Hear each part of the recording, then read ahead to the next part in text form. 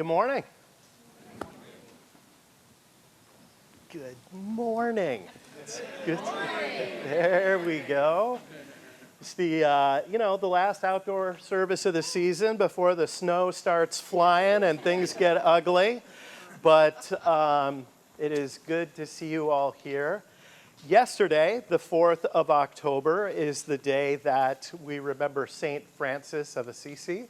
And we remember his legendary love for creation and all of God's creatures. And that's kind of how we end up with the first Sunday in October being what it is. But I think it's also important for us to remember today because it would be impossible to miss on this theme. It is also the Sunday that we remember St. Jane Goodall and the energy and passion that she had for creation and all God's creatures, a huge loss this last week. I have some great quotes of hers that I'm going to save for the end that'll hopefully bail out the sermon, so just hang in there. When we think of the mustard seed story, I first want to talk about there's a lot of slave language in the text that feels kind of heavy in how it is just kind of normalized in the text there. And it's Jesus, and you expect Jesus to be like, let your slaves free. And that's just not how he speaks. And we get disappointed when we look back 2,000 years and say, hey, how come you didn't get this sorted out back then? And it's a challenge. But the thing that I want to lift out of the story is a couple of pieces. One, we have the mustard seed reference in particular. A mustard seed is tiny. One of the things over the next 3 Sundays during our forums is we're going to be talking about translating the Bible into the vernacular from the time of the Reformation to the new NRSV updated version that we're now using in worship, and language changes. I remember the first time I felt like there was a shift in language decades ago where it talked about the mustard tree growing up to be the biggest of shrubs. And I thought, wow, that just doesn't sound super mighty. Now, in a barren landscape, maybe it would stand out. I think in California, we have a good connection, a comparison. If you have been to Sequoia National Park or seen the sequoia groves in Yosemite, you know, the cones are just tiny and the trees are just massive. I think, this is my take on this, I could be all wrong, but the disciples, the students of Jesus, the teacher, the rabbi, are seeing other students in other classes doing cool things. And they want to do cool things too. And so they go to Jesus and they've identified the critical thing that they need, which is more faith. If there was just more faith in us, we could do amazing things, Jesus. And Jesus kind of makes almost to my perception, a little bit of a backhanded comment. If you had the tiniest amount, and I think the Greek says, and even you losers have a tiny amount, you would be able to tell this mulberry tree, get up and plant yourself in the sea, and it would jump up and do it. There is a sense in what Jesus is saying that we already have what is necessary to accomplish the things that God is calling us to be about in this life.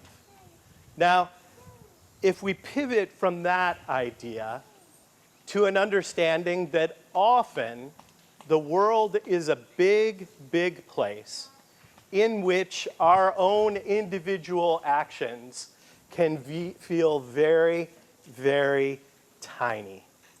It can be very demoralizing, right? This idea that I'm going to change the world. And we run out on Monday morning, and by the time we roll back into church on Sunday, we feel kind of battered and bruised about the effect that we're having in the world. I often think of like even just recycling plastic, right? It's like if there is a square mile in the universe that should have this figured out, this is the one. And yet when the truck rolls by and dumps the blue can into it and rolls down the street, I think, did that work? I don't know if that worked. And we wrestle with that. But here's the thing that I think we need to remember, particularly as we think about the impact that we have on the environment, is that there's two ways of understanding this. I'm going to change the world. I get up in the morning and these are the things that I plan to do because the world is going to be changed by me. I think that should be an element as people of faith of what we should be about when we pull ourselves out of bed in the morning. But there's another piece that I think is equally as important. The reason we do the things that we do is in large part because it's who we are. And it's just the way we do things as God's people. And so we do small things and big things every day, here and there and everywhere. And it can be exhausting. And we gather together again on Sundays to build each other up and to understand how we might go out and do it better. But we don't lose hope because we don't see huge sea changes. But rather, we understand that regardless, these are the things that I am about because I am a child of God, and this is what I am about. In the Reformation language, we talk a lot about the idea of vocation. Now, sometimes that's the kind of thing that we're compensated for, but not always. But many times when we think about vocation, we think of a job, we think of employment. But in reality, Luther was looking at the idea of vocation in our sense of our baptismal calling. That in the waters of baptism, we are marked and claimed as children of God, and that our gifts and passions, where they overlap the needs of the world, that is where our vocation is. There's going to be a lot of informal vocation in our lives, and there is going to be a lot of formal vocation in our lives. And just because we're in a church campus, it's not just if you work at a church either. That's not it. In fact, most of us don't. This idea of vocation and how we live our lives, how we make a change in the world. I wanted to wrap up with some remembrances of Jane Goodall. I don't think Marielle has T-shirts of every one of these quotes, but she has T-shirts of several of them.